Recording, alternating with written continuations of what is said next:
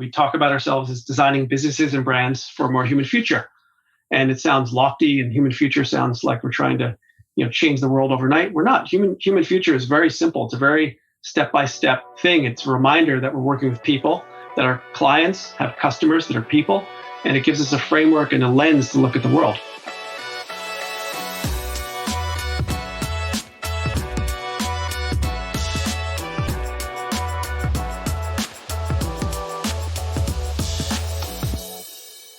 Good morning, everyone. Welcome to Business is Human. I think we're at, episode high 30s. We're getting up there. We've been really cranking. And today, we're very, very lucky. We have Sean Lyons, the CEO of RGA on the show.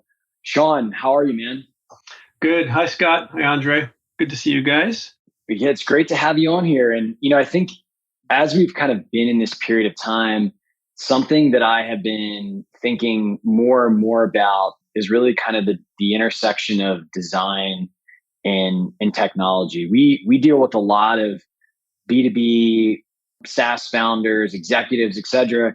And honestly, design's not necessarily part of their day to day. But one of the things that I remember, we had an earlier episode on with my friend Ryan Dennehy, who runs Electric.ai. It's one of the fastest growing New York tech companies. And he had told me on the show how much he spent on his brand identity. And I remember thinking, dude, you're crazy. And what he said to me, which will stick with me forever, is really this brand and, the color palette and the logo and the feel and the aesthetic is going to be probably the most consistently touched thing that every single person at your company, everybody that interacts with your company is going to see. And so to not invest in that is short-sighted, which was a really interesting frame for me. And so I know that this is the core to your business. It's something that you think a lot about. And I would love to just get your perspective on design's role in SaaS and B2B, because it does in many ways seem like it's an underutilized asset for a company. Yeah, it's great. And it's good to hear you speaking to other founders about the topic. I think it's often secondary. It's often looked at as like a layer you put on top of the technology. And I think that's largely been the case, I think, because it's been a tools first, technology first approach. And design's on a veneer, right? It's actually like it should be the interface between your customer and your product. And so it has to be the most empathetic, the most human. It has to be able to help you solve problems. Like it's really, really key. And I'm saying design, which is really beyond the actual identity of the company, into the UI. How you choose to kind of design the interface, the buttons, what you get people to do first, the words you choose on those buttons, on error messages, all those things. They're really important. That's the personality of your brand. So I look at design in totality there. When you think about the brand, though, just speaking about the brand identity, I think, as a founder, I imagine it'd be a lot of fun to think about what personality, what look do I need to imbue into my product?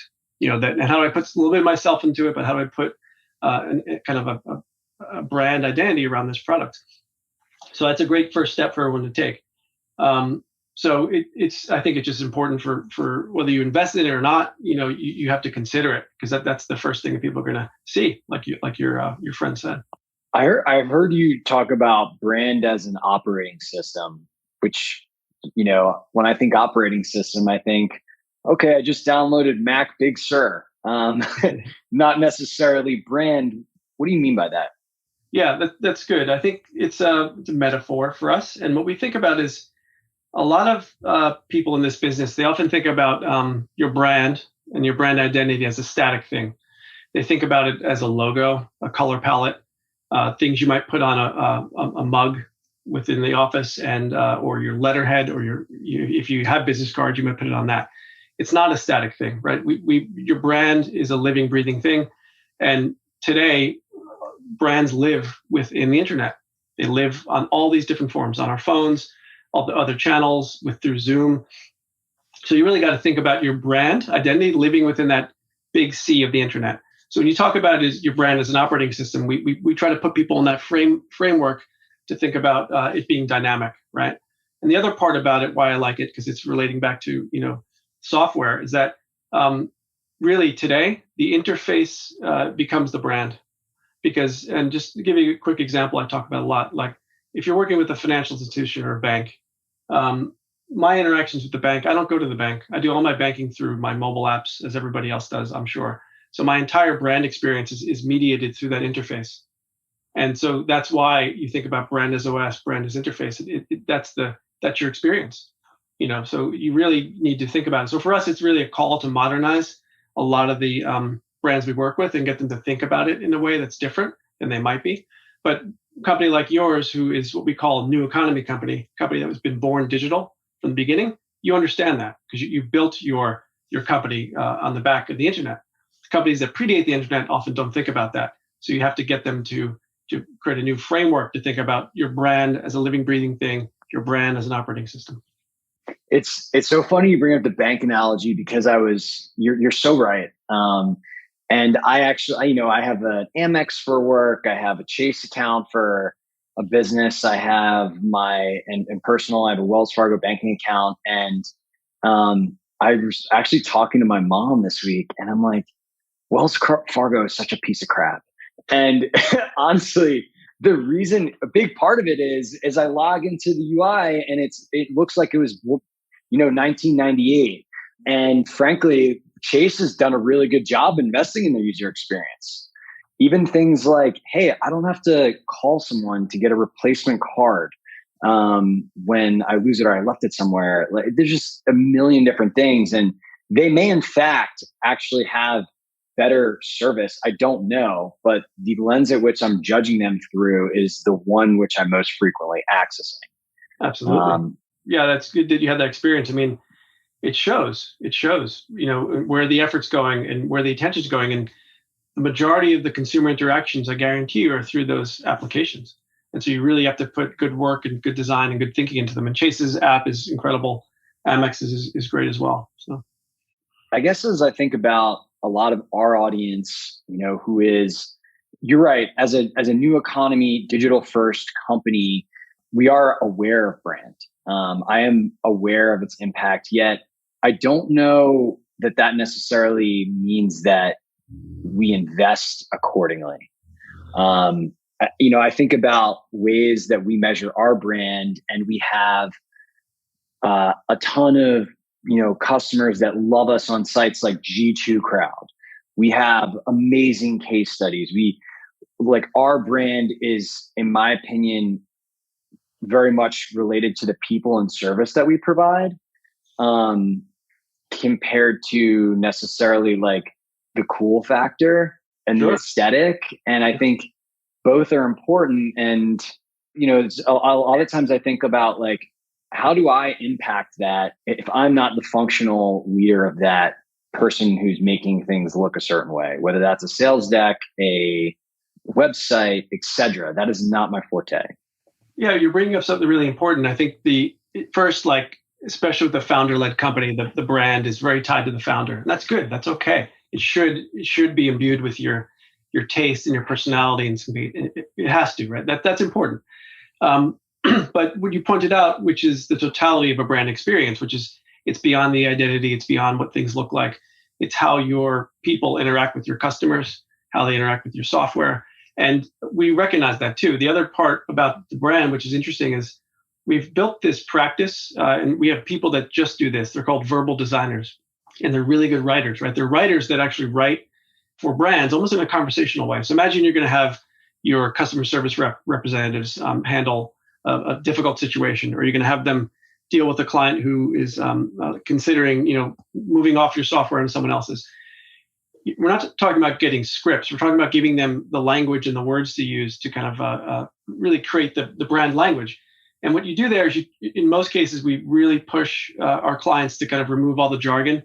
And we're going back to your point around this podcast about being human, about being simple and human in those interactions. It's much harder to do than you think. A lot of companies have a lot of internal jargon. SaaS itself, the industry, has a lot of internal jargon. We do. So often communicating in really simple human ways is harder than you think in a corporate level. So, I bet a lot of the spirit of how your team works comes from how you communicate to your team, But as you scale, you got to think about how do you actually operationalize that. Yeah, you're so right. And I also think, unfortunately, a lot of people in our industry, which is B2B SaaS, have been conditioned to communicate in a non-human way. I just think about the communication I get from most companies, and it feels like there's not someone on the other side. It's an entity on the other side. And I think then you have all these people that run around and say, oh, well, this is how businesses communicate with their customers. And this is what it looks like. And this is what it feels like, because that's what they were trained to do without ever necessarily questioning things with a fresh set of eyes. Like, is that actually what we want to stand for? Is that actually what we want people to feel when they hear from us?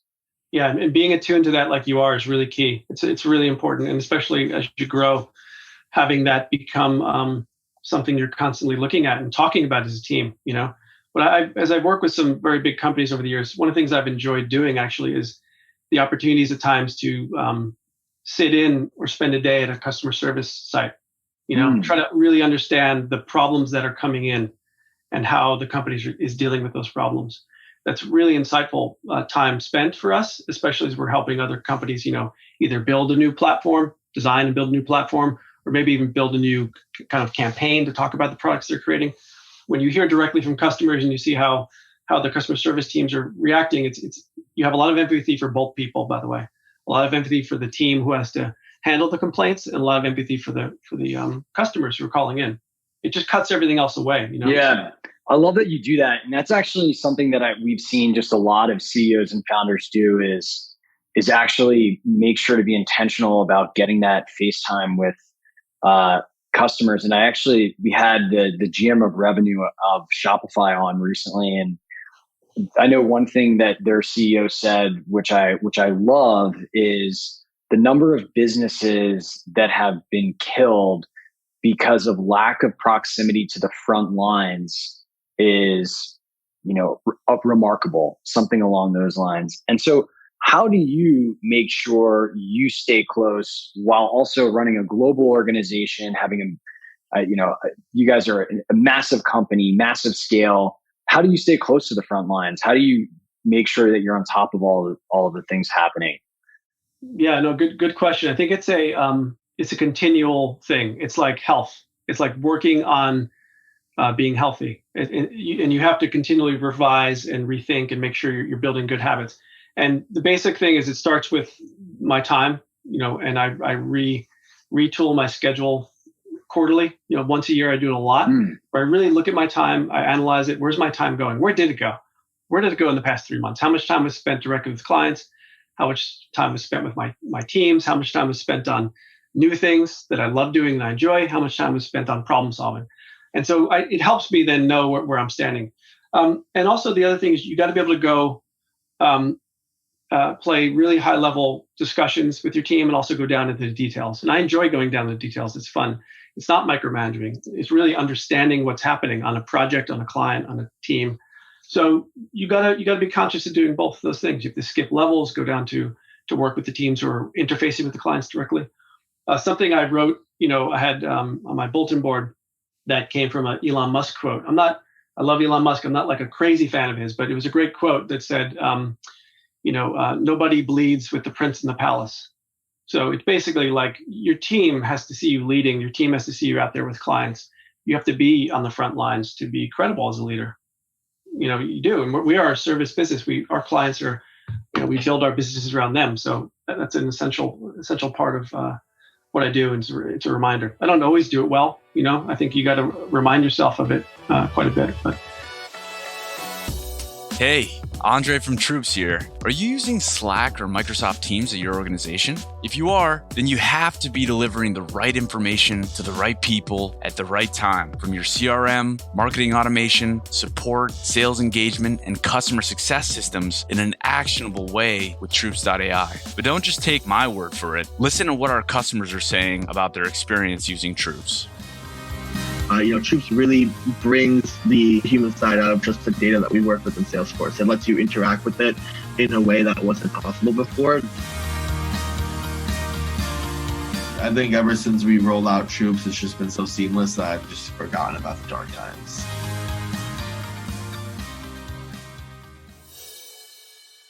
I think this is, to me, is something that I am recognizing, because a lot of companies, or a lot of leaders at companies, I've heard say things like, hire great people and get out of their way.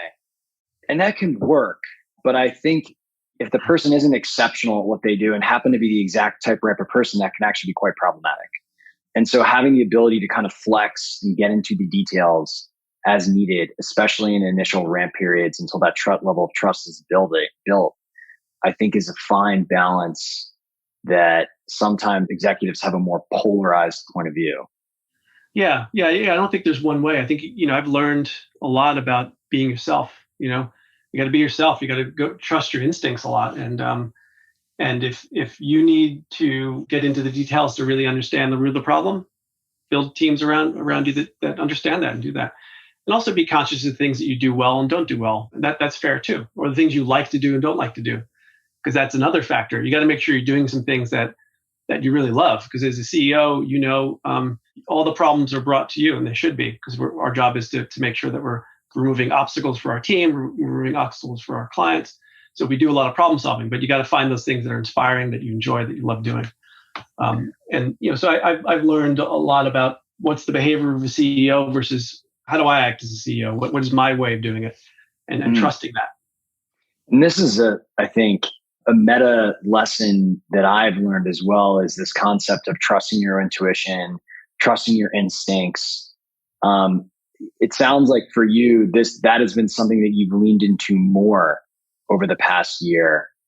Talk to me about that. I mean, what change prompted that, and how do you look into yourself to understand what your instincts are even telling you?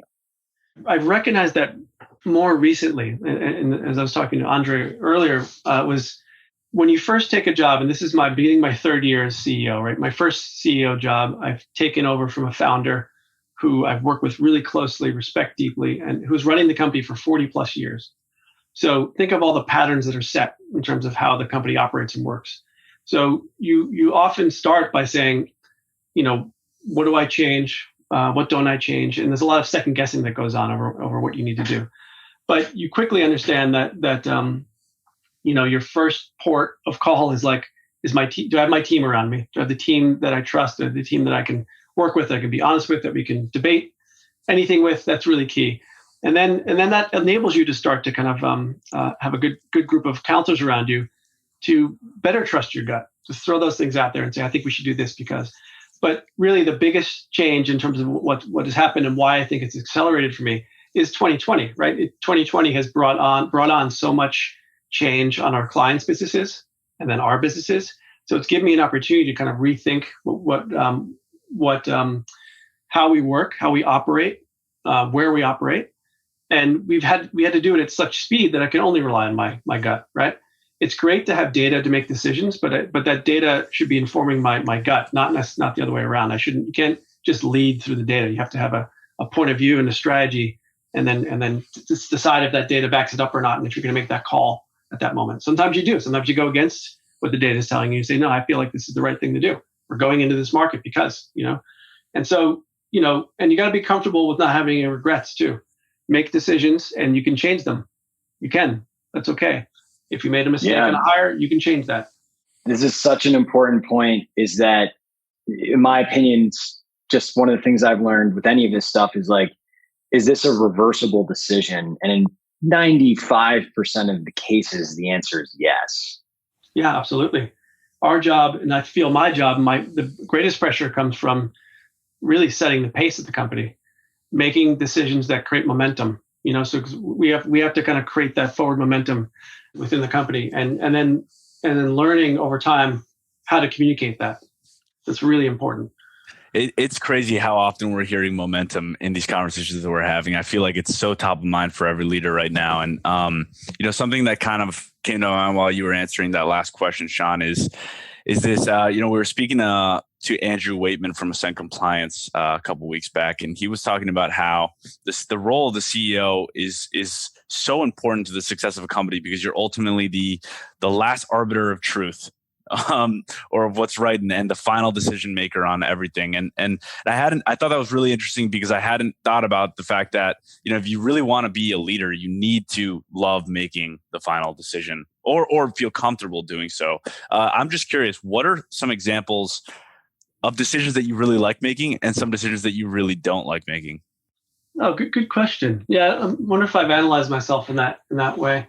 I might have a tendency to get into the details a lot, right? I might have a tendency to be in it, right? So I will try to correct myself at times. Am I making this decision for my leader? Should I be doing that? So sometimes I fear I don't want to overstep somebody. So I often, and that's you don't want to kind of break your leader's authority. That's not good. So often it's like that would be the case where I don't like doing that. I think. I don't know. Actually, I like problem solving, and I'm not worried about a lot of the decisions we have to be made. I think the things that might be more about like the hardest things are like things we've been doing for a long time. If I'm going to change it, how's that going to reflect on my relationship with Bob, the founder? So I'll talk to him about some changes I'm going to want to make. So I'm lucky I have him there to talk about it. It's probably about that, more about like the fear of insulting somebody if I'm changing course. That he might take personally, but he's built an incredible business over the years, and that hasn't been the case once. And so having that counsel enables me to kind of avoid that, to be honest with you. I don't know if I consciously think about I'm making a decision today. So I'm not as familiar with it. I am, to your point, Andrei, about momentum. It's like I'm looking to create it. I'm looking to have my leaders understand that when I'm looking for success, I'm looking for the signals of momentum. It's not a fixed metric. It's like, let's look for those signals of momentum. Let's look at our performance over time. Let's look at how we're changing the client mix that we have. We have incredible work that we've done in financial services across the years. How do we make sure that we're able to do that in all the regions we operate? And that's a vertical type of momentum there. What's an example of an activity or decision that you made in the past 6 months that had an outsized impact on momentum? A couple of them, actually. I think that honestly, in 2020, the other personal transformation is my own reckoning with racial justice in this country, honestly, and personal reckoning and personal internalization of it. These are things you can intellectualize, you can understand, but it's something that was I really felt and understood that we have an obligation as a company to lead in this space, and I have an obligation to lead for my team. When I say lead, it really just starts with transparency. Our industry is an old industry. We're in different parts of it. We have a big design and technology team. We have a marketing and advertising arm. We do lots of different things, but the industry as a whole has struggled with diversity for a very long time. And my first step was to publish our data publicly. Did it one day? I did it into the company, presented where we were. The next day we published it publicly. We do it every 3 months. And I say that created momentum in terms of commitment inside the company and just a sense that this is how we're going to deal with this problem. We're going to deal with it publicly, and we're going to deal with it together. And it doesn't make it any easier, but it actually makes it hopefully inspires others to do that. And that was really important. So that was the most significant steps we took last year to kind of evolve and change the culture and evolve and change hopefully our industry, I'd say. I love that. It's great when people talk about things that are important, but it's a zillion times better when people put their money where their mouth is and go public with it, because it's a huge accountability mechanism. Yes. Yeah, it is. And I think that's what it's as much to drive me as it is to drive the company, as it is to inspire others. And there's going to be setbacks and changes. And actually, the important thing about this, I'll say, because on the data side, is like, it's one step to be transparent, and then the other step is to explain what you did, why, what changes happened. And one of the key metrics in this world is really, okay, how are we retaining our Black talent at RGA? How are we promoting them? How are they coming up through the ranks? How are they growing within the different aspects of the company where we are less diverse? And what are we doing against that? We have clients, luckily, incredible clients like Google and Verizon, who we do this together with on the clients that we have teams. So we're able to collaborate with them on those challenges too. But I also think there's a from a business side and operational side, I think the other thing we did was we evolved our positioning this year. We changed our go-to-market strategy and how we talk about RGA. And I think that was another important part. And so you have to use oftentimes a crisis as a catalyst for change. You have to. And we were able to do that. And I was only able to do that because I had the right people around me. My team and us, we all felt comfortable with making these significant changes in 2020. So we talk about ourselves as designing businesses and brands for a more human future. And it sounds lofty, and human future sounds like we're trying to, change the world overnight. We're not. Human future is very simple. It's a very step-by-step thing. It's a reminder that we're working with people, that our clients have customers that are people, and it gives us a framework and a lens to look at the world, how we do design, how we do communications, how we work together. And so that's become a real clarifying point for us. And it's ideal for us to live up to. And that's the challenge. That's the hard part. We got to make sure we're going after that every day, finding clients who align with that and building it. So doing that was really exhilarating, honestly, and exciting to get that out in the world. One of the things that I learned about your company in the vein of transparency and setting yourself up was that RGA seems to have really doubled down on collaboration technology very, very early to the game. And you guys, it seems like, have taken a position of making a lot of things transparent and open using the technology that you've built. Talk to me about some of the key, and specifically, I'm talking about Slack, I'm talking about Zoom.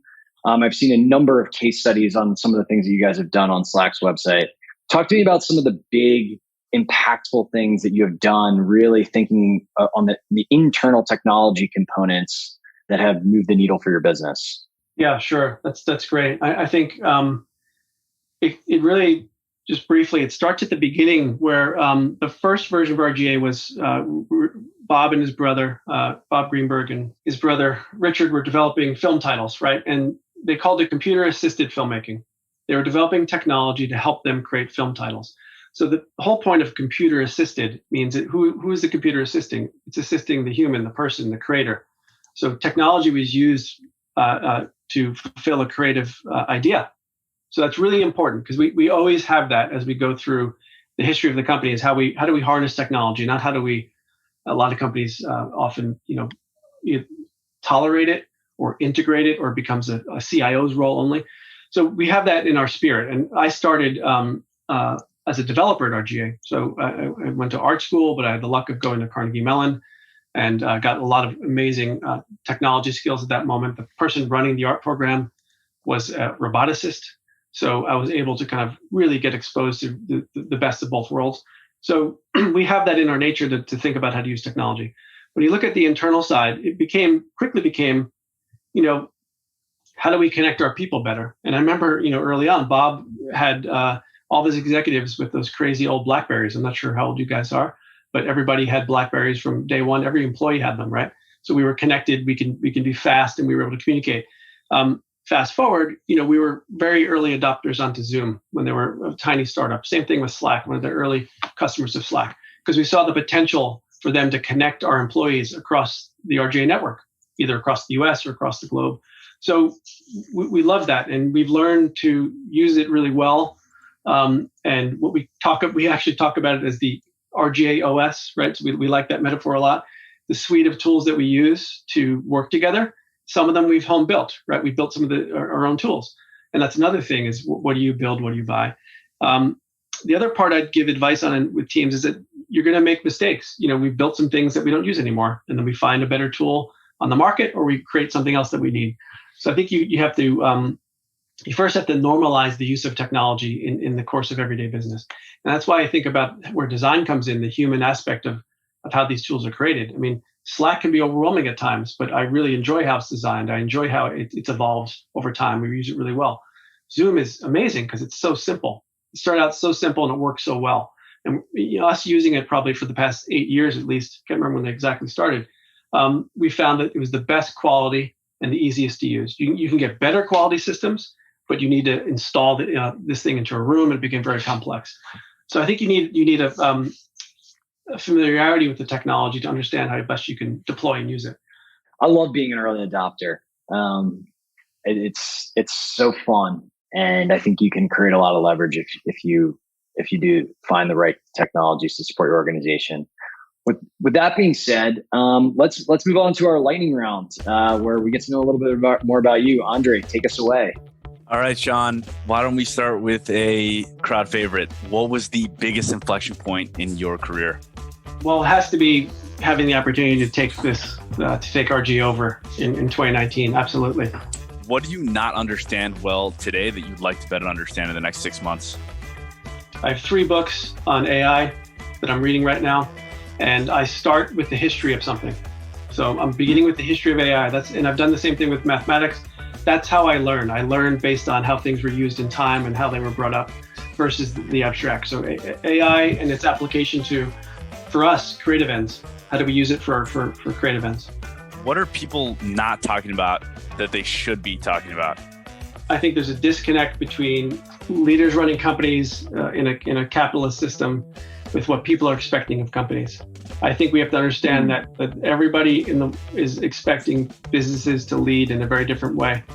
It's not a separate game that's off on the side. Like there are societal responsibilities businesses have, and that's an absolute discussion that needs to be had across the board. And that's happening. Davos is this week. They're talking about the kind of the society being another stakeholder, which is true. But I think it's really important that we discuss this because I found that younger generation at our company and other companies are expecting more of businesses, and maybe because in some ways government hasn't delivered. We're living in a capitalist society that's very oriented towards business impacting our quality of life, yet from a human perspective, from a values perspective, from a how do we be leaders in these other things besides just the production of goods and services, I think you're right. It's a very, very fascinating topic. And last one here, Sean, what is a secret passion of yours? I've gotten really deep into very early photography. So just learning about it, reading about it, and it relates to my interest in transitions in technology. I love those moments when there's transitions in technology, or even transitions in music. Sometimes there's some of the best music is at those in transition points. So in the case of photography, it's from painting to photography. How was the medium used in the beginning? How did it become its own medium entirely? So I love learning about that. It's just fascinating. What do you know, or what could you tell us about the current transition that's occurring right now? Like, what do you think is the photography of this transition? Yeah, it's interesting. I think you guys are in a key part of that world. I think you're trying to create simplicity out of in some cases chaos. The amount of messages, the amount of things that are happening. How do I simplify how people need to kind of behave and work?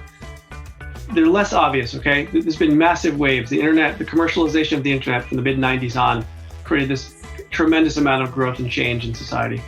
That was then, on the back of that was the mobile revolution and the social revolution. Each of these massive waves. There's smaller ripples and waves now. And I think those smaller ripples and waves, you have to learn how to read. And I think the most interesting thing to think about, which in our world, is that the interface is becoming invisible. So really what that means is the decisions that are happening for me are embedded into algorithms, they're embedded into systems. And I don't necessarily see that. So that's a wave of change that you guys are a part of. And that's a wave of change that all the giant companies across our business are paying attention to. So that I find quite fascinating. How do you apply these decision-making tools in a way that is clear, that people understand, and that hopefully kind of go back to what I talked about earlier, which is how do those tools help people? Think about computer-assisted filmmaking. How does it help the creator? How does it help the worker? How does it help the leader? And I think that's the direction I'd like to see it to go in. So really, it's just harnessing those tools to make better decisions and to expose that a bit more. The new interface is no interface. That's something I could blab on forever. But Sean, I just want to say thank you so much for coming on. It was really, really awesome to have you on. I admire the way that you're thinking about the responsibility of your company and leadership and business beyond just the P&L statement. And so really, really appreciate you spending some time with us today.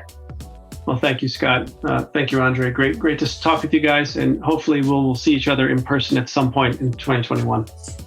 Absolutely. I love that. And thank you for everybody who listened today. We're grateful for you too. And we look forward to seeing you on the next episode.